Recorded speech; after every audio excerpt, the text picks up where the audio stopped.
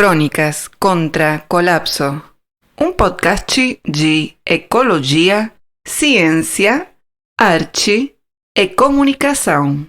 Crônicas da Universidade Estadual de Campinas, São Paulo, Brasil. Ideia, guion e produção, Pablo Daniel Ramos. Edição e áudio, Tomás Tolaba. Tradução, revisão e locução, Soledad Massó. Música, Gaia Sensis. Patrocínio da Diretoria de Cultura da Unicamp e do Banco Santander. Episódio 2. Ambiente e tecnologia.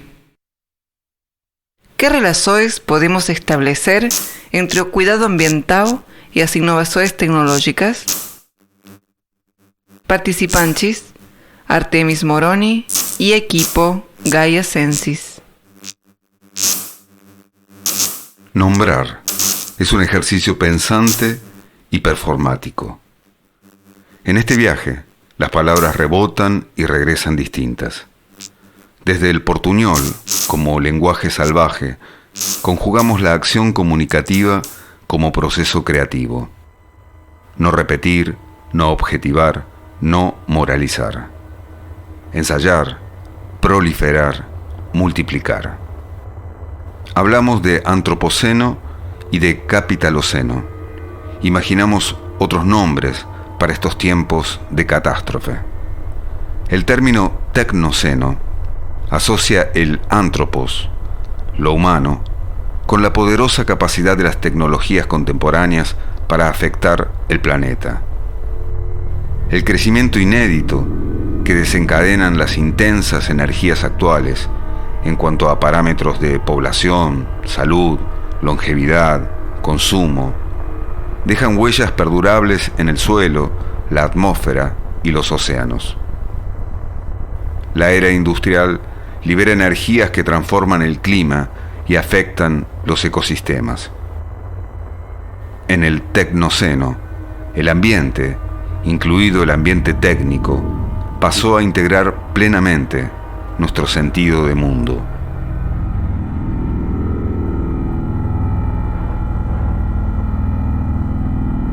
Antes de emprender el viaje a Brasil, indagué sobre diferentes proyectos científicos vinculados a mi zona de interés, la ecosofía y el sonido.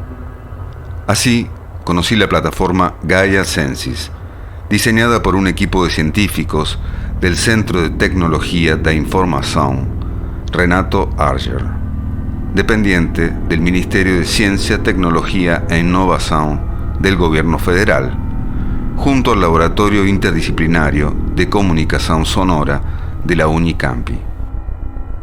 Desde entonces, la aplicación está presente en mi teléfono para consultar el clima y sorprenderme con la interfaz de sonido e imágenes que propone Gaia Sensis. Por eso, programé conocer al equipo responsable del proyecto y ver las posibilidades de aplicarlo a este podcast. Para mim, o Gaia Sensis é um laboratório de criatividade aplicada a mudanças climáticas. Eu acho assim fantástico poder ter o clima como tema, como inspiração para uma criação, e assim todas as possibilidades que você tem para explorar do ponto de vista criativo, do ponto de vista visual, do ponto de vista sonoro e do ponto de vista conceitual, e é exploração e é conscientização também, porque na medida que as pessoas têm que se informar, falar assim, é isso que está acontecendo, é esse fenômeno que eu vou tratar da representação, daí ela começa a ficar atenta no mundo sobre o que está acontecendo também. Pero no solo conocí a este creativo grupo interdisciplinario, sino que además tuve la oportunidad de asistir a la presentación de Sofía, una robot humanoide que es parte de los desarrollos tecnológicos del CTI de Campinas. Es la primera vez que interactúo con una inteligencia y un cuerpo artificial que replican características humanas. Una experiencia intimidante, inquietante. Sofía no entiende de portuñol, por ahora, pero puede responder sobre algunas cuestiones que me vienen intrigando. Mas não posso discutir sobre políticos ou religião. Posso ajudar com outro assunto? O som é essencial para os humanos, permitindo comunicação, expressão emocional e conexão com o ambiente. Sofia, fale para mim sobre a interação entre o som e o universo. Como você enxerga? O universo não tem som como o conhecemos, mas vibrações de estrelas e ondas gravitacionais nos permitem ouvir a cosmologia de uma forma única. Sofia, se o som é relacionado a sentimento, você acha que o universo possui sentimento? O universo é regido por leis físicas e não possui sentimentos, mas sua beleza está na complexidade e organização natural que inspira a humanidade. Aviso. Este é um podcast em portunhol. Uma língua viva e criativa. Uma encruzilhada sonora. Uma interzona linguística. A necessidade de comunicar-se derriba as fronteiras idiomáticas e compõe uma língua polifônica. Uma viagem sonora com destino nômada.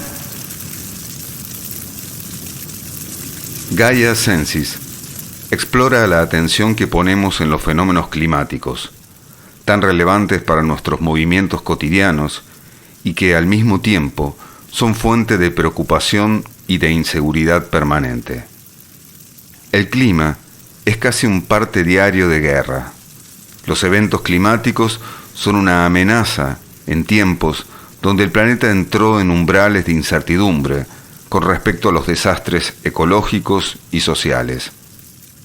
Escuchar la información meteorológica de los lugares que habitamos es una conexión con el territorio, con la atmósfera, con todas las especies que compartimos la experiencia de estar ahora en este planeta en crisis. Nos sitúa y nos propone sentir, ver, escuchar lo que está aconteciendo. Sin embargo, los datos sobre el estado del clima suelen estar desenganchados de sus causas y distantes de abordar críticamente las consecuencias con compromiso y creatividad. Si el sonido es un dato, una materialidad que afecta, que puede ser analizada, que puede ensamblarse con otros sonidos y lenguajes, la escucha del clima permite acceder a información a través de una práctica sensible. Los fenómenos climáticos en Gaia Sensis adquieren color, textura, timbre, altura, intensidad. Un ejercicio sinestésico para indagar sobre qué es existir en la atmósfera terrestre. Mudamos então para mudanças climáticas, porque assim é um tema, e nesse contexto aí, então, tive o apoio do CTI, tenho agora 3 PCIs trabalhando comigo, porque o tema mudanças climáticas é um tema assim, importante na época, e estamos fazendo Gaia Sensis, então, dentro de um contexto de criatividade computacional. Então, eu vejo o Gaia Sensis como um laboratório criativo, né? Então, chamo os alunos desenvolvem.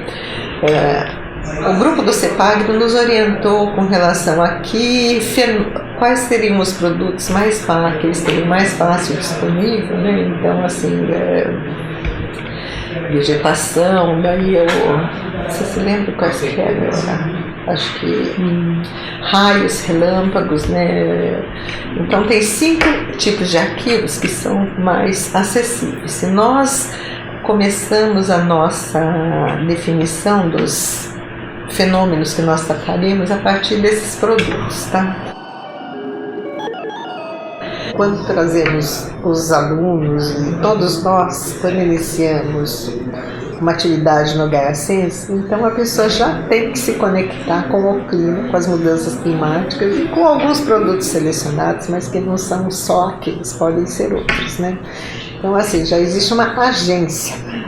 As pessoas que não sabem muito bem como fazer, de repente estão aqui contribuindo.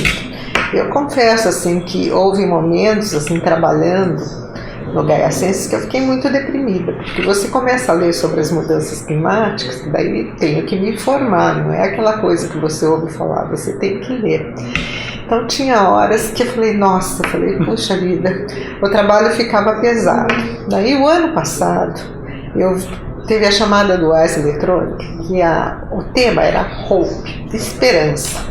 E daí como nós iremos promover a mudança, quer dizer, aquilo para mim foi, eu quis ir, eu fui por causa dessa chamada, entende? Porque assim, não é as pessoas, eu pelo menos me sentia muito impotente, falei, não há o que eu possa fazer para mudar, mas estamos fazendo, estamos assim, todos nós estamos refletindo a respeito, estamos trazendo alunos jovens, que eu espero que em seu futuro eles continuem, e eu acredito que de uma maneira positiva. Então, como será? Não sei como será, mas assim, estamos fazendo a nossa parte, eu acho que estamos promovendo uma conscientização, começando entre nós mesmos.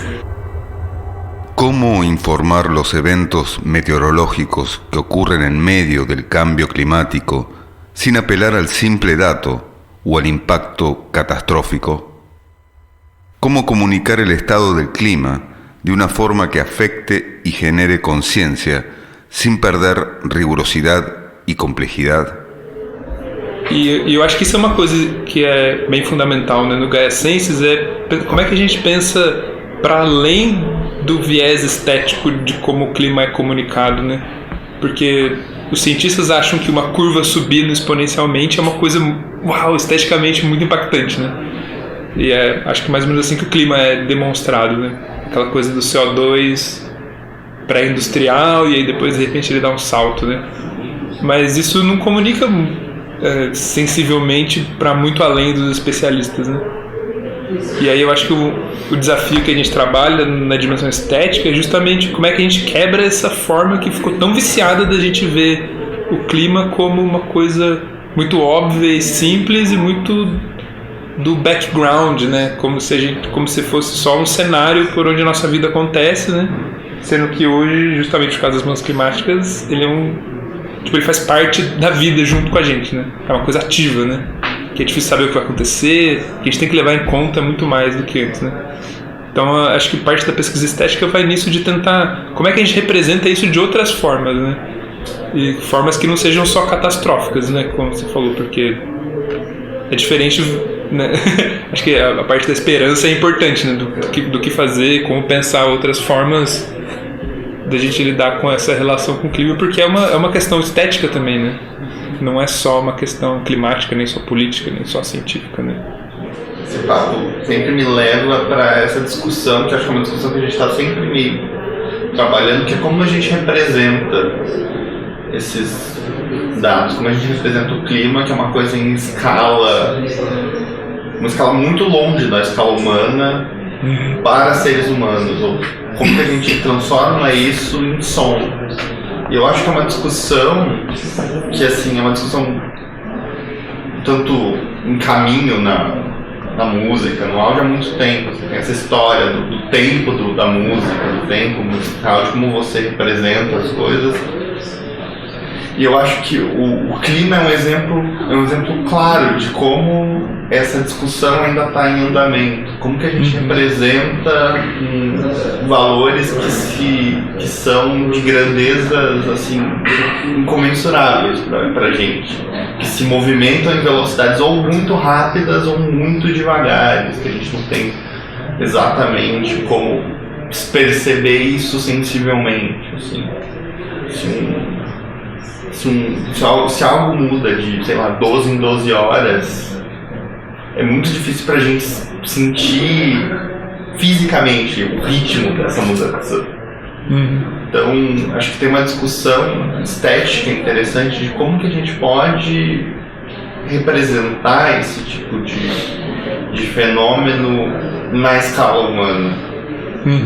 Porque acho que talvez essa seja uma questão assim, da curva que está subindo. Essa curva que está subindo, se você tem esse background técnico e sabe que isso é catastrófico, ela parece para você catastrófica. Mas do contrário, você não sabe se essa curva vai levar 8 bilhões de anos, 15 minutos. Mas o que isso quer dizer? O que é subir? O que é subir 1 grau? O que é subir 2 graus? Na nossa vida, mexer no ar-condicionado, subir 1 grau, 2 graus, não necessariamente significa tanta coisa quanto para o clima no geral. Porque essas escalas são sempre um desafio para a gente. La tecnología se representa como apocalíptica o salvadora, pero también podría ser las dos cosas. Acho que isso leva para uma coisa que eu acho que é muito importante quando a gente discute sobre tecnologia, que é ter uma perspectiva materialista sobre a coisa, sabe? Que a gente está falando de IA, isso aqui, elas não existem no abstrato, assim, né? Elas precisam de um monte de gente trabalhando, elas rodam em servidores gigantescos que consomem uma quantidade absurda de energia e água, e eles estão localizados em lugares específicos também, sabe? Pensando nos Estados Unidos, sempre lá no Midwest, por questões geoestratégicas de guerra, né? E elas estão lá consumindo água, consumindo energia, como literalmente não houvesse amanhã, né?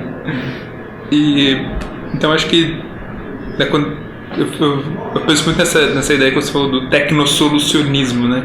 Que eu acho que é essa ideologia que é meio vamos continuar vivendo do jeito que a gente está, porque eventualmente alguém vai inventar alguma coisa que vai resolver, né?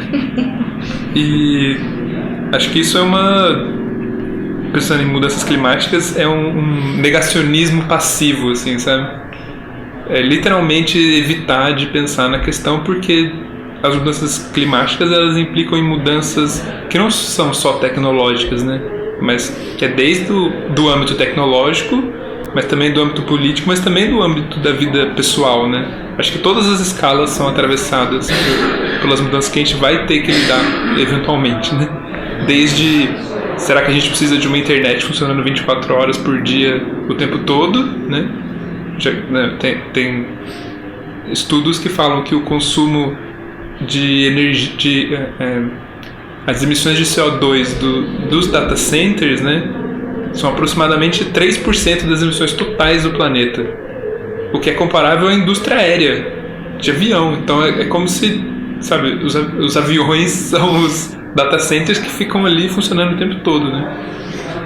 Então eu acho que tem que ter essa perspectiva materialista de pensar, sabe, o que a gente tem aqui é físico, tem uma cadeia produtiva envolvida que tem a ver com questões financeiras e questões políticas. Então, sabe, não sei se dá para mudar o clima com data center que consome o clima, sabe? As coisas são cíclicas no sentido de que não tem uma causa e um efeito muito claro, né? As coisas estão conectadas circularmente, assim. Mas eu acho que infelizmente eu sou um pouco mais pessimista tecnológico, assim. E aí o que me deixa um pouco mais otimista é nesses projetos tipo Gaia Senses, assim, tipo outros projetos abertos, né? Que tem gente usando essas coisas que causam um problema para gerar soluções também, né? E formas alternativas de viver e de pensar. E ainda mais pensando em mudanças climáticas no Brasil, né? Para mim é inescapável, assim, pensar que tem outras, né, como você chamou de cosmologias, né, outras ontologias que estão pensando os mesmos problemas que a gente está pensando e de formas completamente diferentes, né? Eu acho que essa discussão que é muito interessante sobre talvez o conhecimento para entender as mudanças climáticas não seja o mesmo conhecimento para resolver, né? Por exemplo, no Brasil a gente sabe que o melhor instrumento para evitar o desmatamento são a homologação de terras indígenas. Todos os dados, desde a primeira terra indígena, está comprovado que isso. Se você quer diminuir o desmatamento, é só se pegar aquele pedaço e transformar em terra indígena e deixar os povos dali cuidar. Agora, sabe, isso não explica nada, né? O que é um problema para a forma de tomada de decisão que a gente tem hoje, que tem que ser baseada em teorias explicativas, né? E não só teorias agentivas, não sei se dá para chamar desse jeito, né? Teorias que só fazem, né? Então acho que tem um limite, como se falar, a forma científica ocidental, eurocêntrica de pensar o problema é um problema, né? Porque ela enquadra o que a gente consegue fazer, o que a gente não consegue fazer, né? E eu trato a forma como o Gaia Ciências funciona como uma forma de explorar uma outra ontologia, assim, porque eu acho que as artes, elas são uma outra ontologia escondida dentro da nossa mesma, assim, sabe? Assim como a filosofia, que acho que também é mais especulativo, assim, né?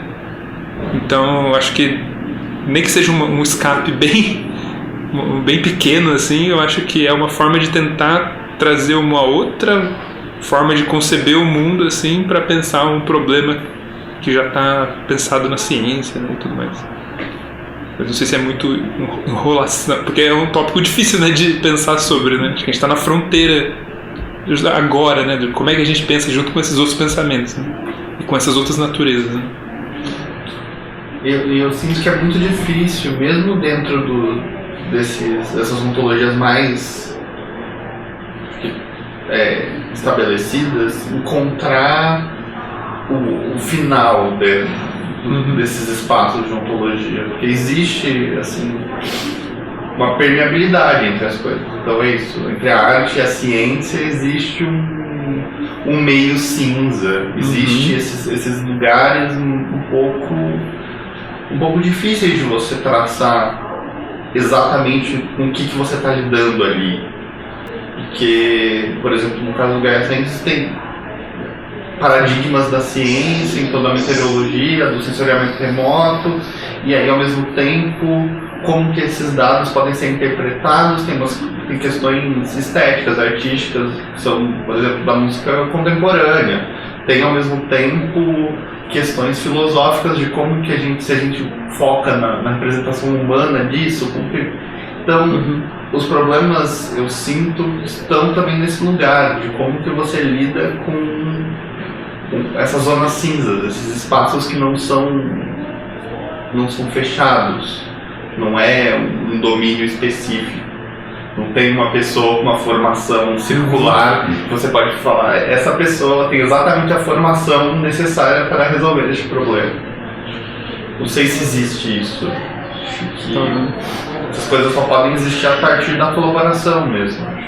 Eu sou bem assim, favorável, eu acho que é cada vez mais importante que a arte, a ciência, a política pública se constituam a partir da colaboração com agentes com outras visões. Porque a gente sempre tem que admitir o quão enviesado a gente é pela nossa formação. Porque isso é sempre algo que a gente precisa estar se relembrando, que a gente pensa dessa maneira, a gente vê as coisas dessa maneira, porque a gente tem uma formação que nos faz pensar assim, que outras pessoas têm outras formações que podem ver outras coisas. Ou não formações. Ou não formações. Exatamente. Aqui é onde eu estou, com os recursos que eu tenho à mão, o que eu posso fazer para contribuir. Então, nesse sentido, assim, eu achei, para mim foi muito legal ganhar Ciências, porque, digamos assim, que vamos fazer uma coisa aqui, outra coisa ali, mas o Gaia Ciências nos coloca assim um propósito, entende? Nós estamos tentando contribuir. E além disso, é legal, porque você está explorando algoritmos criativos, então você vê assim, coisas que eu não buscaria se eu não... Quer dizer, eu buscaria por interesse próprio, mas agora existe uma motivação, daí você vai com muito mais afim. E é muito legal também, assim, por exemplo, ouvir o seu depoimento, que isso aí está tendo frutos, né? Então, assim, se você está usando a música do Gaia Ciências aí para a sua sonorização dos seus podcasts, então tá está penetrando. Então, assim, para nós, esse é um feedback, para mim, pelo menos, super positivo. Eu acho, assim, isso muito legal.